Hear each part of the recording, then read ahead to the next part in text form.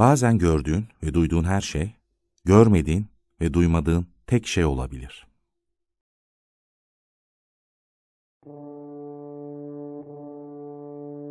Doğumla birlikte ya da hemen sonra anne rahmindeyken kapalı olan bilincimizin açıldığı o an.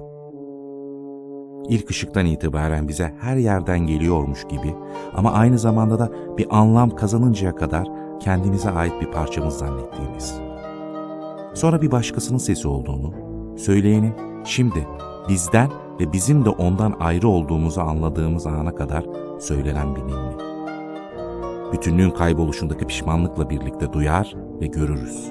Ancak annemizin yüzünü görmekten ve sesini duymaktan da mutlu oluruz. Peki ya bunlar gerçekleşmezse?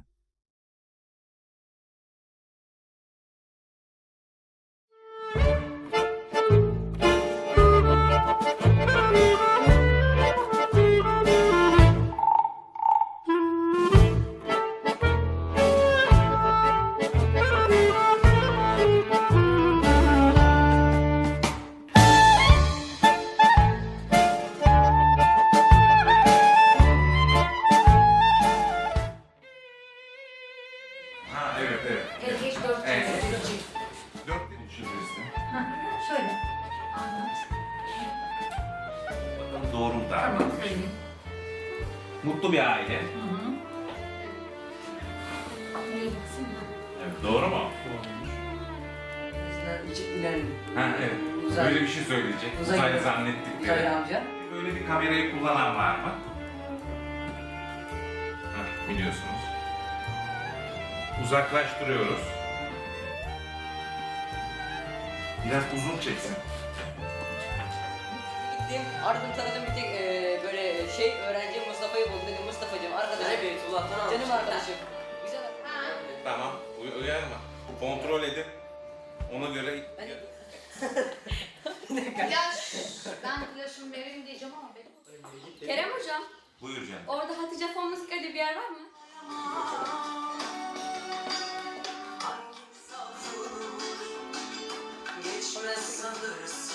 Böyle arada sırada duyuyordum. Böyle güzel olduğunu falan. Bir ara dinledim tabii. Beraber bir türkü istiyorum senden. Ne? Evet, Evet. evet, türkü. Senin tarzın türkü değil mi? Hep Onu ben şimdi Türk'ü nereden bulacağım? Sen sesini sevmiyorum fazla. Hem de Sesindeki neyi sevmiyorsun? yani ne bileyim, Biliyorsun. bence bir şey söyleyeyim mi? Türkiye'de o kadar güzel sesli amatör sanatçılar var ki onların ünlü olması gerekirken...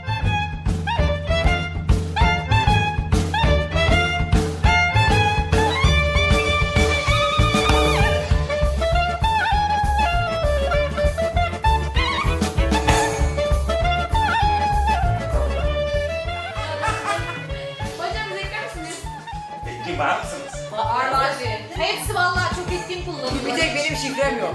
Face'im var ama şifrem yok.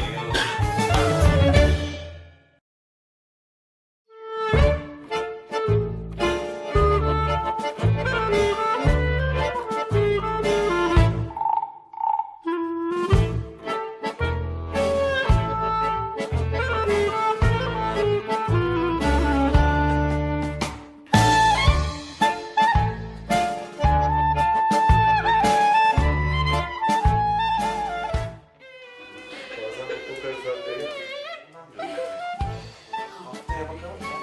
Biz de hazırlayalım. Biz de Ben çok biliyordum ya. Bu maskedeki 3 tane, bu Elif Aran. Evet, Elif Aran'a soruyor. Biz de Arın internetten.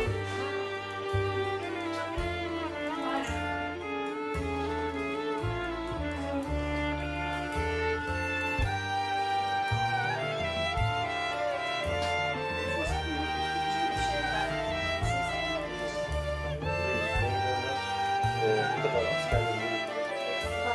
Şimdi onlara bir çalışma vereyim ben. Çok teşekkür ederim. Sağ olun. Yani iki kere usta konuşacak, iki kere çırak ama olayı bitireceksiniz.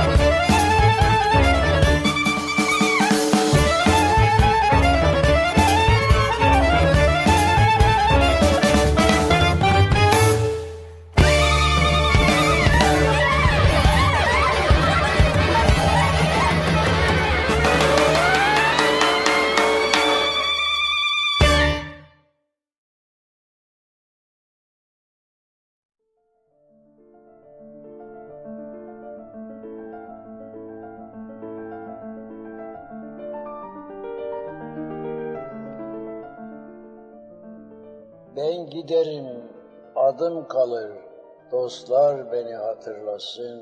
Düğün olur, bayram gelir, dostlar beni hatırlasın.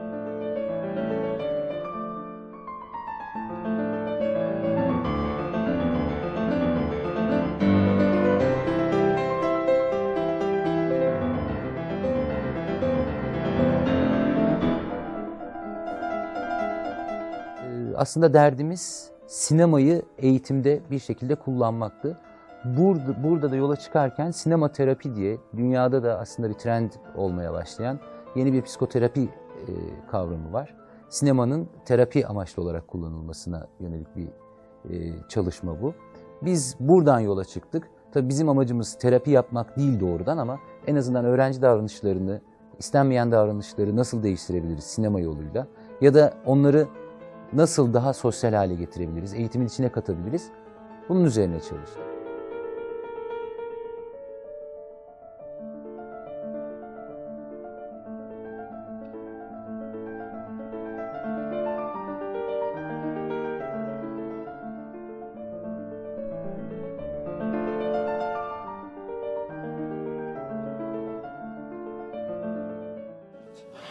Güzel bir çalışma olduğunu düşünüyorum. Yine görme engelli çocuklarla. Bu çalışmanın aynen devam etmesini o da istiyor.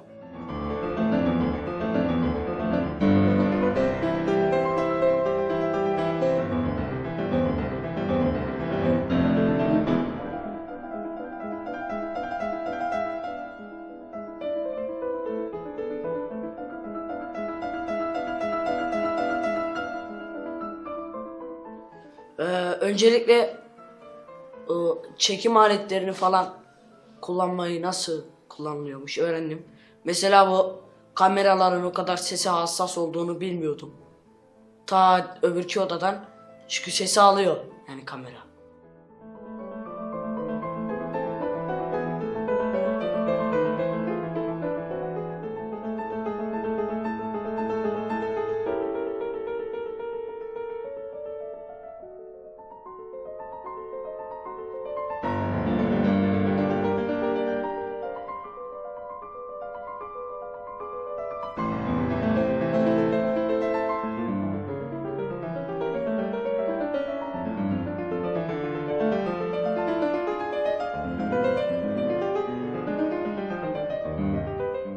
Tabii bu projemiz bizim Ulusal Ajansın maddi desteği, İzmir İl Milli Eğitim Müdürlüğü'nün koordinatörlüğü ve Yaşar Üniversitesi'nin akademik desteğiyle götürmüş olduğumuz filmoterapi projesi.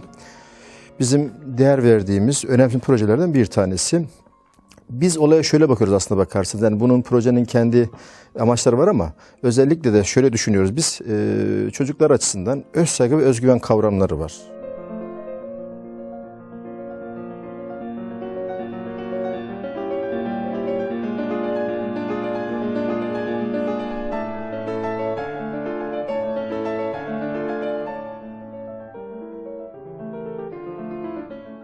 Projeyi hani hocalarımız bize bahsettiğinde hani fazla bilgi vermemişlerdi bize. Sadece işitme engellileriyle birlikte olacağımızı biliyorduk. Hani diyordum ben onlar işitme engelli, biz görme engelliyle iletişimimiz nasıl olacak falan diye. Ama hani ilk derse başladığımız günden beri hani ya işitme engelliler ve görme engelliler aynı kategoride ve hani bir proje içerisinde olabileceğine inandım. Hani çok güzeldi bence işitme engellilerle beraber olmamız, bizim bir iş yapmamız, bizim kendi haklarımızı falan savunmamız gerçekten çok güzel bir şey.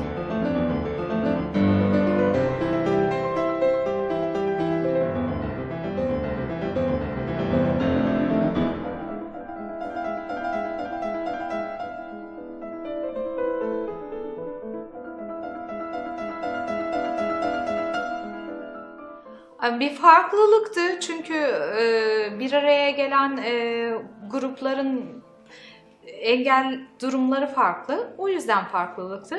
Ama onun haricinde hani iletişim kurmakta zorlanılacağını çok düşünmemiştim ben. Zaten de öyle oldu. Hani aslında önemli olan burada grupları bir araya getirecek gücü insanların kendilerinde bulmaları. Yoksa ötesi hikaye.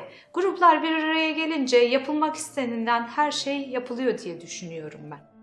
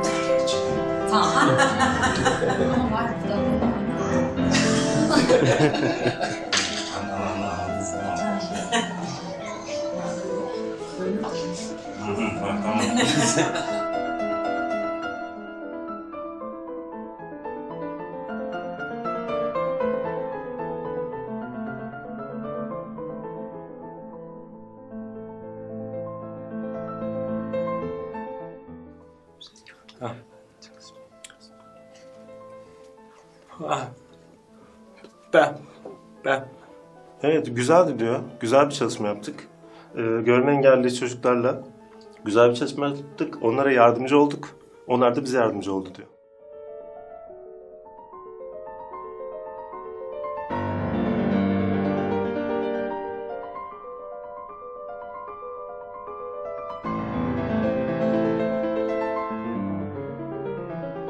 Görsel işitsel illüzyon projesi kapsamında ilk başlangıçtan beri Kerem Hocam'la beraber, Yaşar Üniversitesi öğretim görevlisi Kerem Hocam'la beraber çalıştık.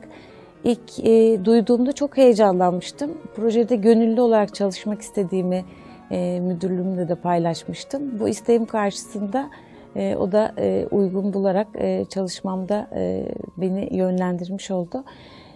İlk başlangıçta çok olabilir bir şey gibi gözükmüyordu. Şimdi geliyor hocam. Nasıl, iyi mi? İyi hocam. Coşuyor değil mi? Evet hocam.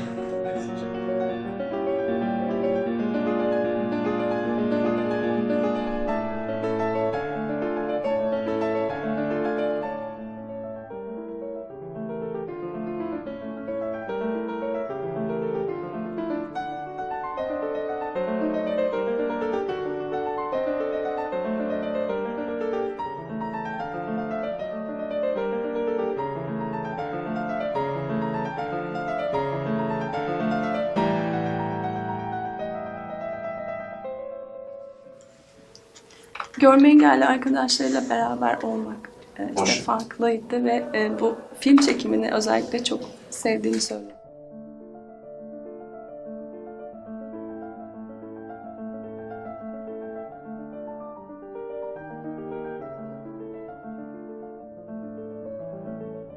Proje güzeldi. Yani içindeki öğretmenler de güzeldi, yani iyiler. Çok teşekkür ediyorum yani bu projeyi yapanlara ve yaptıranlara. Güzel bir projeydi yani.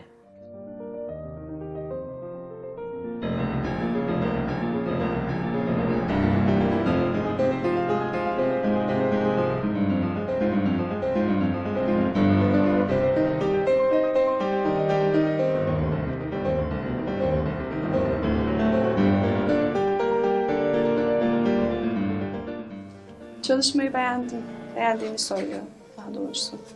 Yani bu yaptığı çalışmayı beğendiğini söylüyor. Özellikle kamerayla ilgili olan kısmı. Yani çekim aşamasını.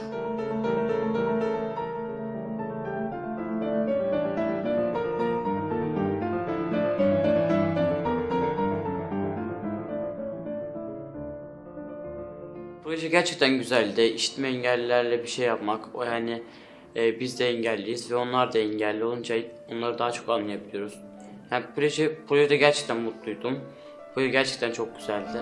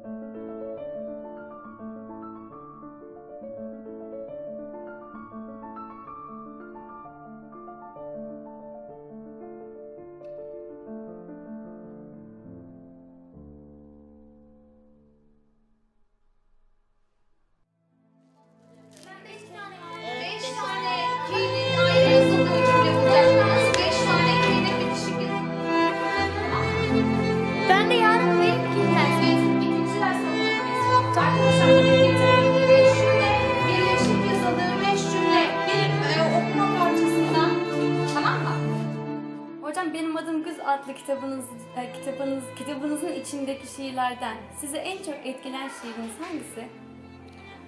Anneme yazdığım bir şiir var. Önce saçlarından aktı zaman diye bir şiir.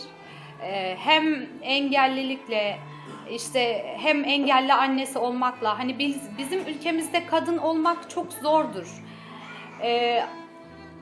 Anne olmak hele bir de engelli annesi olmak daha da çok zordur. Çünkü genelde engelli anneleri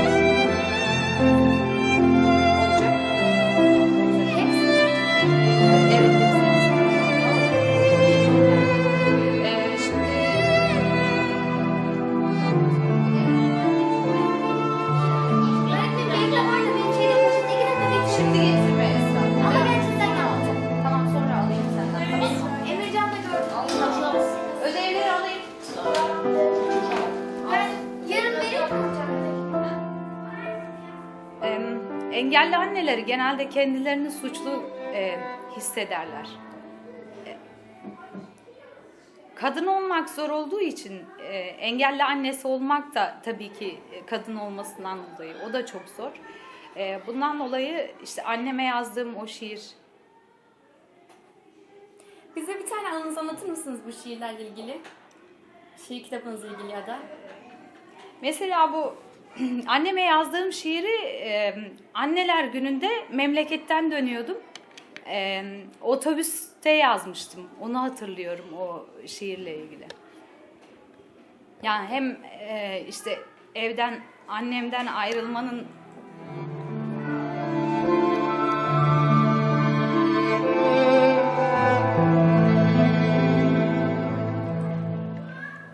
hem annemden ayrılmanın hüznü, hem işte aileyle birlikte vakit geçirdikten sonra böyle bir dinlenmiş olmanın sevinci. İkisi bir arada. Bir de hani o yol boyunca hep şeyi düşündüm, annemi düşündüm. Annem hep kırsal kesimde bir de hep kendini suçladı. Onu başkaları suçlamasa da o kendini suçladı. Engelli çocuklar olduğu için.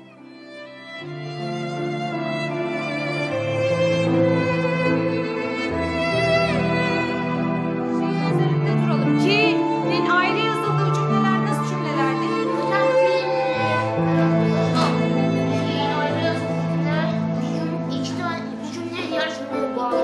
Tamam, iki cümleyi birbirine bağlaması gerekiyordu. Bu birincisi. Başka bir özellik daha var sanki. Benim size neyle ilgili de aynı şeyi söyleyeceğim.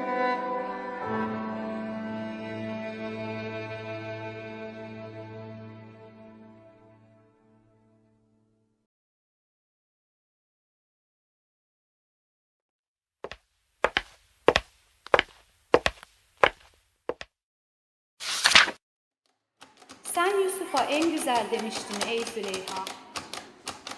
Ve gözlerinin gördüğünü aşikar etmiştin cihana. Eğer gördüklerini tarif etmekse marifet, gel de benim sevdiklerime gözlerimle bakmak.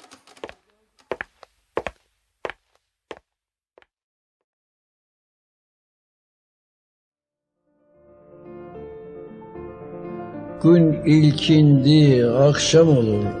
Gör ki başa neler gelir. Veysel gider, adı kalır, dostlar beni hatırlasın.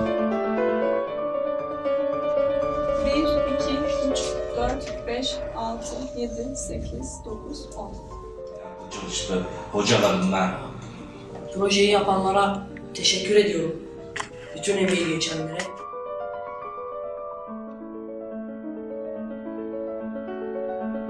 Numara patımız yok, kusura bakmayın. Yok mu hocam?